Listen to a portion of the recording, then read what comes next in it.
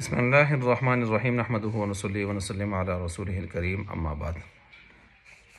اچھا جی، اب یہ تمسکات ضعیفہ میں سے 7واں آخری تمسک یہاں پر بیان کیا جا رہا ہے۔ تو اب اس تمسک کے حوالے سے یہاں پر ہم بیان کر رہے ہیں کہ دیکھیے، امام شافعی رحمۃ اللہ علیہ یہاں پر یہ فرما رہے ہیں کہ الا لا تصوموا فی هذه الايام، کہ یہ جو ایام تشریق ہیں نا، ان میں روزہ مت رکھیں۔ یہ حدیث پیش کر رہے ہیں فإن ایام اکل و شرب و بیعال، کھانے پینے اور جماع کے دن ہیں۔ اس سے وہ یہ ثابت کرنا چاہتے ہیں کہ جب آپ علیہ السلام نے ان دنوں سے میں روزے سے روک دیا ہے تو لہٰذا روزہ اس میں کوئی نظر مانے تو اس کی نظر صحیح نہیں ہے، نظر ہی منعقد نہیں ہوگی۔ معصیت کی نظر ہے، اور معصیت کی نظر حدیث کی روح سے، دوسری حدیث کی روح سے منعقد ہی نہیں ہوتی۔ یہ باتیں پیچھے گزر بھی چکی ہیں۔ یہ استدلال ضعیف ہے، کمزور ہے۔ ہم کہتے ہیں اس حدیث سے تو صرف اتنا ثابت ہوتا ہے کہ اس میں روزہ مت رکھیے، تو ہم بھی کہتے ہیں کہ اس میں روزہ رکھنا ٹھیک نہیں ہے، ناجائز ہے، حرام ہے۔ تو اس میں تو ہم بھی آپ کے ساتھ متفق ہیں، ٹھیک ہے۔ لیکن بات یہ ہے کہ آیا اس کی اگر کوئی نظر مانتا ہے تو نظر ماننے کے جو شرعی احکام ہیں مرتب ہوں گے نہیں ہوں گے؟ تو ہم کہتے ہیں ہوں گے، آپ کہتے ہیں نہیں ہوں گے، یعنی یہ نظر ہی منعقد نہیں ہوگی۔ تو ہم کہتے ہیں ایک چیز اپنی جگہ حرام ہو، منع ہو، اور اس پر شرعی احکام اپنی دوسری طرف جو ہے صادر ہوتے ہوں، مرتب ہوتے ہوں، یہ الگ ایک قضیہ ہے۔ تو شرعی احکام اس پر مرتب ہو سکتے ہیں، اگرچہ چیز کی حرمت اپنی جگہ مسلم ہے، شرعی احکام پھر بھی مرتب ہو سکتے ہیں۔ تو یہ کہنا شرعی احکام ایک نعمت ہیں، وہ مرتب نہیں ہونے چاہیے معصیت والی چیز پر، یہ ٹھیک نہیں ہوگا، اس طرح استدلال صحیح نہیں ہے۔ وکذالک تمسک، 7واں استدلال شروع ہو گیا، آخری الا لا تصوموا جو یہاں پر لائے گئے ہیں، خبردار لا تصوموا فی هذه الايام، ان دنوں میں روزہ مت رکھیے، فإنها ایام اکل و شرب و بیعال، اس بات اس کو ثابت کرنے کے لیے لانا اس حدیث کو، ان النظر کہ نظر جو ہے بصوم یوم النحر لا یصح، کہ اس دن یوم النحر کے دن، عید والے دن روزہ رکھنا کی نظر کرنا لا یصح، صحیح نہیں ہے عند شافعی، امام شافعی کے ہاں ضعیف، یہ طرز استدلال کیا ہے، ضعیف ہے۔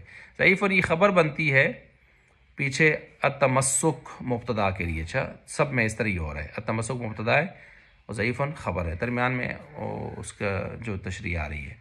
اچھا، لأن نس، اس وجہ سے کہ نس مذکور جو ہے یقتضی تقاضا کرتی ہے حرمت الفعلی، فعل کے حرام ہونے کا، کہ روزہ ان دنوں میں، عید والے دنوں میں، تشریق والے دنوں میں رکھنا حرام ہے، ٹھیک ہے۔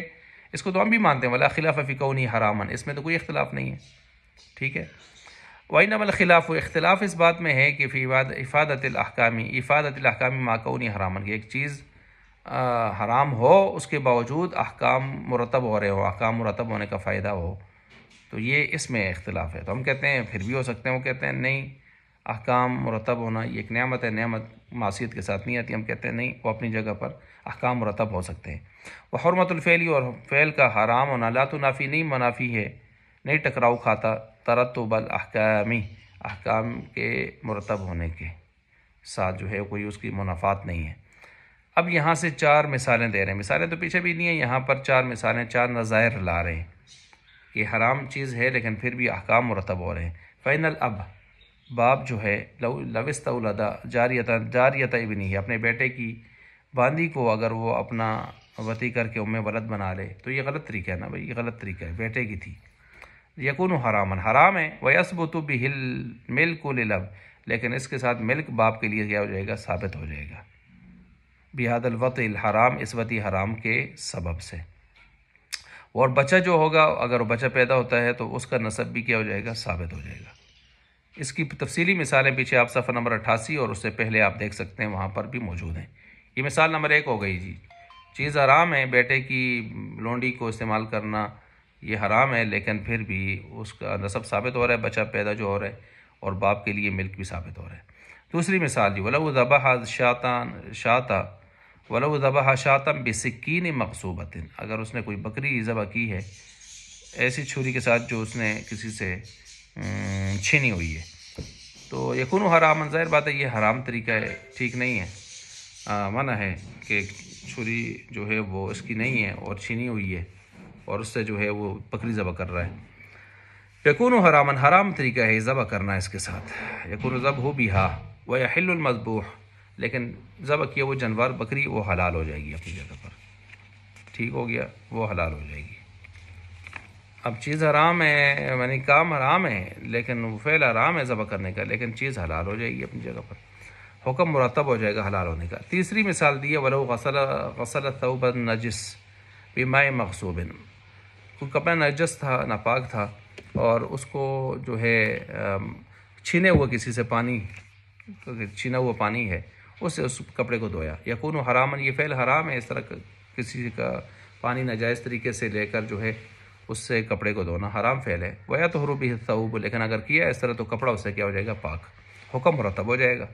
وَلَوْ وَطِيَ امْرَأَةً فِي حَالَةِ الْحَيْضِ، اگر کسی نے حالت حیض میں بیوی سے وطی کر لی، یکون حرامن، ہے تو حرام، وَيَثْبُتُ، لیکن ثابت ہو جائے گا بھی اس کے ساتھ احسان الواطی، وطی کرنے والے کا محسن ہونا۔ کیا مطلب؟ ان زنا بعدہ کان حدہ الرجم دون الجلد، کہ اگر اس کے بعد خدا نخواستہ اس نے کوئی بدکاری کی تو اس کو بدکاری ثابت ہو گئی تو کوڑے نہیں لگیں گے، اس کو محسن ثابت شمار کرتے ہوئے ہم اس پر اس کو سنگساری لگائیں گے، سنگسار کریں گے۔ وَيَثْبُتُ الْحِلُّ، اور اسی طرح جو ہے حلال ہونا ثابت ہو جائے گا للزوج الاول، پہلے زوج کے لیے، یعنی اگر ایک اور آدمی نے اپنی بیوی کو 3 طلاقیں دی ہیں اور اس کی شادی دوسری جگہ ہو گئی ہے اور اس نے اسی طرح حالت حیض میں اس نے وطی کر لی ہے اور پھر اس کی جدائی ہو گئی ہے، تو ایسی صورت میں وہ پہلے خاوند کے لیے حلال قرار پائے گی، اگرچہ جو دوسرے خاوند نے اس سے صحبت کی ہے وہ حالت حیض میں کی ہے، لیکن پھر بھی حکم مرتب ہو جائے گا۔ تو یہ ہم پہنچے جی فصل فی تقریر حروف المعانی، حروف معانی کے فصل تک ہم پہنچائیں اللہ کے فضل سے، صفحہ نمبر 96۔